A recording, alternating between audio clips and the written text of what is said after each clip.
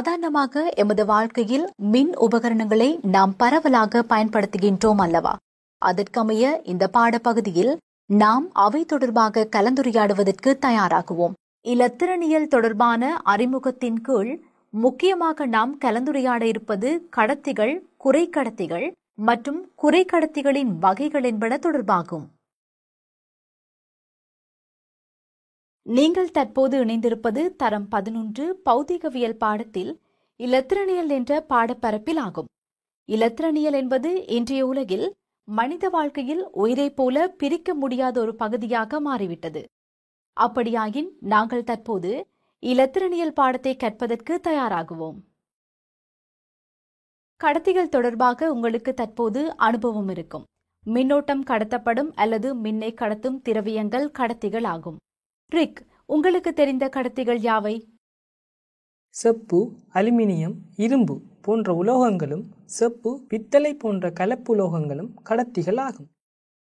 ஆம் ரிக், மிகவும் சரி.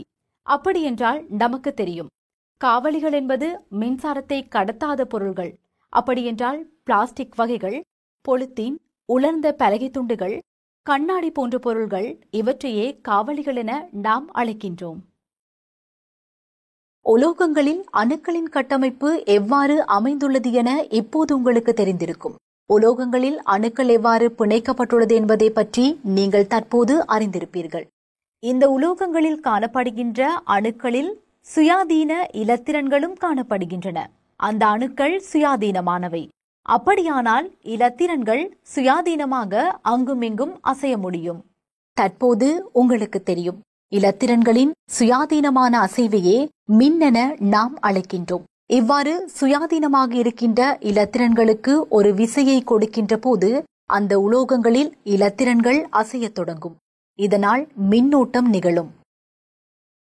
கடத்திகள் மற்றும் காவலிகள் என்பன தவிர இலத்திரனியல் பாவிக்கப்படுகின்ற இன்னும் ஒரு வகை திரவியம் குறைக்கடத்திகள் ஆகும். இந்த குறைக்கடத்திகளின் முக்கிய சிறப்பம்சமாக இவற்றில் காணப்படும் சுயாதீன இலத்திரன்களின் எண்ணிக்கை கடத்தியை விட மிக குறைவாகவும் காவலிகளை விட அதிகமாகவும் காணப்படும். இதன் காரணமாக குறைக்கடத்திகள் மிகவும் குறைந்த அளவிலேயே மின்னை கடத்துகின்றன. குறைக்கடத்திகள் என்றால் என்ன? அவை எவ்வாறு ஆக்கப்பெற்றுள்ளன? குறைக்கடத்திகள் சிலிக்கன், ஜெர்மனியம் போன்றன ஆகும். அவை ஆவர்த்தன அட்டவணையில் 4ஆம் கூட்ட மூலகங்களாகும். இந்த மூலக அணுவின் ஈற்றோட்டில் இருக்கின்ற இலத்திரன்களின் எண்ணிக்கை 4 என்பது உங்களுக்கு தெரியும். உதாரணமாக நாங்கள் சிலிக்கன் அணுக்களை பற்றி இனி பார்ப்போம். இந்த வகையில் சிலிக்கன் அணுக்களை சுற்றி காணப்படுகின்ற இலத்திரன்கள் ஏனைய சிலிக்கன் அணுக்களின் ஈற்றோட்டு இலத்திரன்களுடன் பங்கீட்டு வலு பிணைப்புகளை ஏற்படுத்துகின்றன. இப்போது உங்களுக்கு காணக்கூடியதாக இருப்பது சிலிக்கன் அணுக்கள் இன்னும் 4 சிலிக்கன் அணுக்களுடன் இணைந்து பங்கீட்டு வலு பிணைப்பை ஏற்படுத்திக் கொண்டுள்ள முறையாகும். அப்படியானால் இந்த இலத்திரன்களின் ஒழுங்கமைப்பிற்கு ஏற்ப மின்னோட்டம் கடத்தப்படாதுதானே? இவை சுயாதீனமான இலத்திரன்கள் இல்லையா? ஆம், ரிக் கூறிய விடயம் சரியானது. அப்படியென்றால் நாம் மேலும் அவற்றை பற்றி கலந்துரையாடி தெரிந்து கொள்வோம். இந்த அணுக்களில் காணப்படுகின்ற இலத்திரன்கள் இவ்வாறானதொரு கட்டமைப்பில் பிணைக்கப்பட்டு காணப்படும் வெப்பநிலை 0 கெல்வின் ஆகும். வெப்பநிலை குறிப்பிட்ட அளவுக்கு அதிகரிக்கின்ற போது அங்கு காணப்படும் சில இலத்திரன்கள் சக்தியை பெற்றுக்கொண்டு தமது பிணைப்பிலிருந்து விடுபடுகின்றன. அத்தகைய இலத்திரன்கள் சுயாதீன இலத்திரன்கள் என்று அழைக்கப்படுகின்றது. இதன்போது இந்த இலத்திரன்கள் ஆரம்பத்தில் இருந்த இடம் இப்போது வெற்றிடமாக இருக்கும் தானே. அவ்விலத்திரன் வெற்றிடம் துளை எனப்படும். இலத்திரன்கள் மறையேற்றம் பெற்ற துணிக்கைகளால் ஆக்கப்பெற்றுள்ளது என்பது உங்களுக்கு தெரியுமா? பிணைப்பிலிருந்து இலத்திரன் ஒன்று விடுபடும் போது சிலிக்கன் கருவிலுள்ள நேரேற்றத்தின் காரணமாக நடுநிலை அல்லாத துளைகள் என்றும் அதன் காரணமாக துளையில் நேரேற்றம் காணப்படுகின்றது எனலாம். நல்லது. இனி நாம் உள்ளீட்டு குறைக்கடத்திகள் வழியாக எவ்வாறு மின் கடத்தப்படுகின்றது என்பதை அவதானிப்போம். அவ்வாறு நிகழ்வதற்கு காரணமாக அமைவது இலத்திரன்களின் ஓட்டமாகும் என்பது சரியா? ஆம், நீங்கள் சொல்வது சரிதான் ரிக். சுயாதீன இலத்திரன்களின் ஓட்டம் காரணமாகவே மின்னோட்டம் கடத்தப்படுகின்றது. இனி இதை பற்றி நாங்கள் மேலும் கலந்துரையாடுவோம்.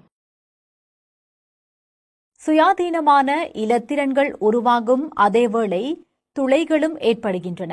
அவ்வாறு ஏற்படுகின்ற துளையினுள் குறிப்பிட்ட இலத்திரனுக்கு அருகிலுள்ள சிலிக்கன் அணு நோக்கி அணுகும் சந்தர்ப்பங்களை கருதுங்கள். அதேபோல் முன்பிருந்த துளைகள் இடம்பெயர்ந்ததை போன்று நீங்கள் அவதானிக்கலாம். இவ்வாறு துளைகள் பயணிக்கும் போது மின்னோட்டம் கடத்தப்படும். மேலும் மின்னழுத்த வேறுபாட்டை உள்ளிட்டு பார்த்தால் இலத்திரன் பயணிக்கும் திசைக்கு எதிர் திசையில் மின்னோட்டம் பாய்வதனை நீங்கள் அறியலாம். குறைக்கடத்திகளுக்கு மின்னழுத்த வேறுபாட்டை வழங்கும் போது அங்கு இலத்திரன்கள் நேர்முனையை நோக்கி பயணிக்கும். இங்கு இலத்திரன்கள் மறை மின்னேற்ற காவிகளாகவும் துளைகள் நேர் மின்னேற்ற காவிகளாகவும் செயற்படுகின்றன. அதேபோல் தூய்மையான மற்றும் ஒரே வகை அணுக்களிலான குறைக்கடத்திகள் உள்ளீட்டு குறைக்கடத்திகள் எனும் சிறப்பு பெயரால் அழைக்கப்படும். உள்ளீட்டு குறைக்கடத்திகள் என்றால் என்ன என்பது பற்றி தற்போது உங்களுக்கு போதுமான விளக்கம் இருக்கும். ஆகையால் நாம் இப்போது குறைக்கடத்திகளின் சிறப்பியல்புகள் என்பது பற்றி விரிவாக கலந்துரையாடுவோம். குறைக்கடத்திகளுடன் வேறு மூலகங்களை சேர்க்கும் போது உருவாகும் மூலகத்தின் மின்கடத்து திறன் அதிகம் என விஞ்ஞானிகள் கண்டுபிடித்துள்ளனர். அவ்வாறே உள்ளீட்டு குறைக்கடத்திகளுக்கு சிறு அளவில் வேறு மூலக கூறுகளை உள்ளிடுதல் மாசுபடுத்தல் எனப்படும். அவ்வாறு மாசுபடுத்தலின் விளைவாக நாம் பெறும் குறைக்கடத்திகள் வெளியீட்டு குறைக்கடத்திகள் எனப்படும் சிறப்பு பெயரை பெறும். வெளியீட்டு குறைக்கடத்திகள் இரண்டு வகைப்படும். அவை N வகை மற்றும் P வகை குறைக்கடத்திகள் ஆகும்.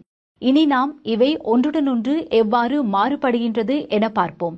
முதலில் N வகை குறைக்கடத்திகள் எவ்வாறு உருவாக்கப்படுகின்றன என்பதை பார்ப்போம்.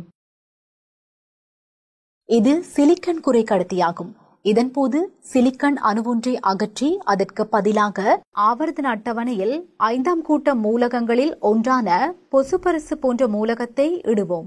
இதனை பொசுபரசு கொண்டு மாசுபடுத்தல் என்றும் கூறலாம்.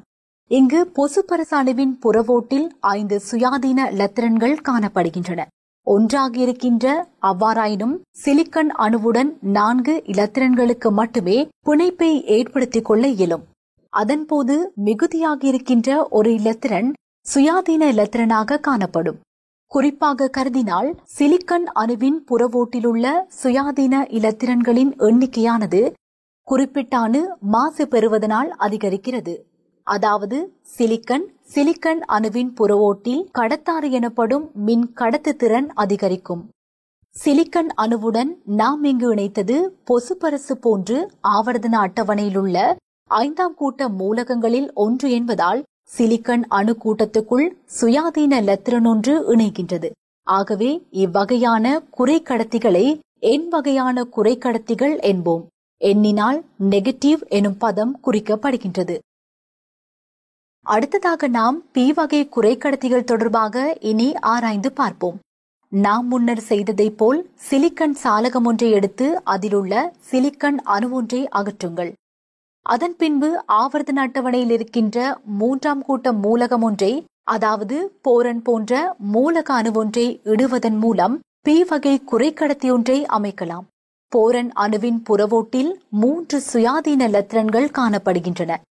சிலிக்கன் சாலகத்தின் அணுக்கு 4 பிணைப்புகள் காணப்படுகின்றன. எனினும் போரன் புறவோட்டில் 3 இலத்திரன்கள் மாத்திரமே காணப்படுவதால் இந்த வகையில் இந்த இடத்தில் துளைகள் ஏற்படுகின்றன.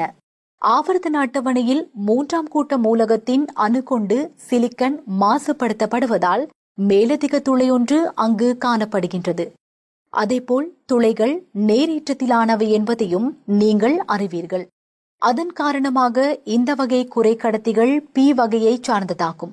அதாவது பாசிட்டிவ் வகை குறைக்கடத்திகள் என நாம் அழைக்கின்றோம். இப்போது கடத்திகள் மற்றும் குறைக்கடத்திகள் என்றால் என்ன என்று உங்களுக்கு தெரியும் அல்லவா? அதேபோல் குறைக்கடத்திகள் அலகின் கீழ் உள்ளீட்டு குறைக்கடத்திகள் மற்றும் வெளியீட்டு குறைக்கடத்திகள் என்பன தொடர்பாக நாம் கலந்துரையாடி உள்ளோம். அதற்கமைவாக இலத்திரனியல் என்ற பாடத்தின் முதல் பகுதி இத்துடன் நிறைவடைகின்றது.